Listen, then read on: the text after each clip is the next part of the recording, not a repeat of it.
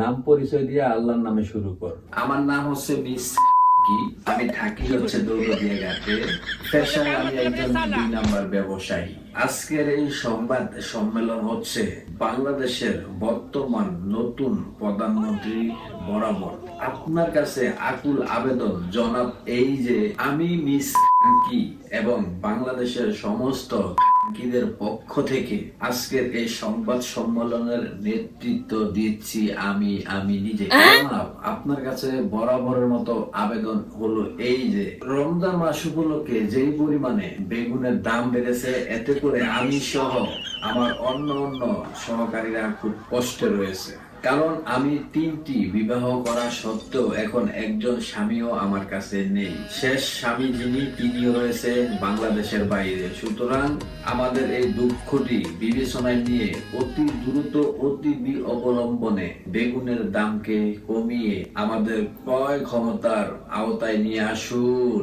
জনগণের কাছে দ্বিতীয় আবেদন এই যে আমরা যারা রয়েছি নারীদের নেতৃত্ব দেওয়ার জন্য আমাদের এগুলা ডেকে আসতে বলা হয়, আমাদের এগুলোকে ইঙ্গিত করে বিভিন্ন কথা বলা হয়, আমাদেরকে বিভিন্ন ভাবে বুলিং করা হয়।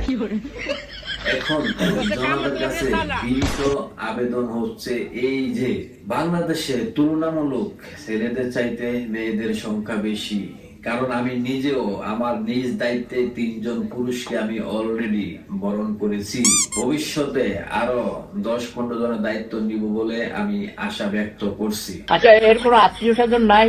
তাই ভবিষ্যতে 10-15 জন, অতীতে 3 জন, তার অতীতে যারা রয়েছে, ভবিষ্যতে যাতে এদেরকে নিয়ে কেউ আমাদেরকে খোঁটা না দিতে পারে এবং আমরা যেন আরো বেশি এভাবে চলতে পারি। আচ্ছা, আমাদের সেই রাস্তাকে আরো সুগম করে দেওয়ার বিপুল আবেদন জানাচ্ছি। বাংলাদেশের বর্তমান নতুন প্রধানমন্ত্রীর কাছে তৃতীয় আবেদন, বাংলাদেশ জামাত-ই-ইসলামী তারা বিভিন্ন ভাবে আমাদেরকে ঘরে আটকিয়ে রাখার চেষ্টা করতেছে। এখন আমার কথা হচ্ছে, আমি আমারটা খাই, আমার বাপের টাকাই।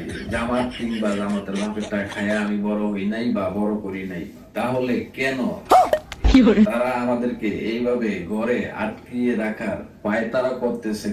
অন্যদিকে বাংলাদেশে আমরা মহিলারাই সংখ্যায় বেশি। আমরা ভোট না দিলে জামাত কখনো বাংলাদেশ রাষ্ট্রীয় ক্ষমতায় আসিতে পারিবে না, আর সেটা আমরা কখনো হতে দিব না, এটা আমরা অঙ্গীকারবদ্ধ। সুতরাং জামাতের আমির মোহাম্মদ অমকুদ্দিন মিয়া তিনি কিছুদিন আগে আমাদেরকে নিয়ে বিভিন্ন অরুচি সম্পন্ন বয়ান দিয়েছে, যেটা সরাসরি আমাদের নিচতলায় গিয়ে লেগেছে।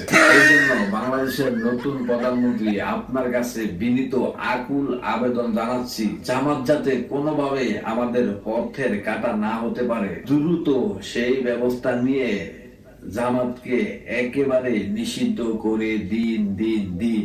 তা যদি না হয় তাহলে আমরা আর কখনোই কোন পাড়াতে কোন ধরনের সার্ভিস দিব না, সমস্ত সার্ভিস আমরা বন্ধ রাখিব।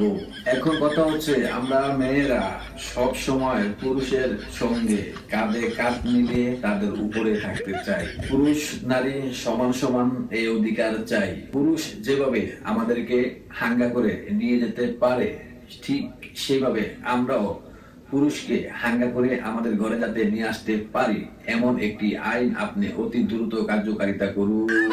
আর এটা শুধু আমার একার কথা নয়, আমাকে সারা বাংলাদেশের মেগিরা দায়িত্ব দিয়েছে, তাই আমি তাদের সর্দার হয়ে আপনার সামনে এ প্রস্তাব উপস্থাপন করিলাম।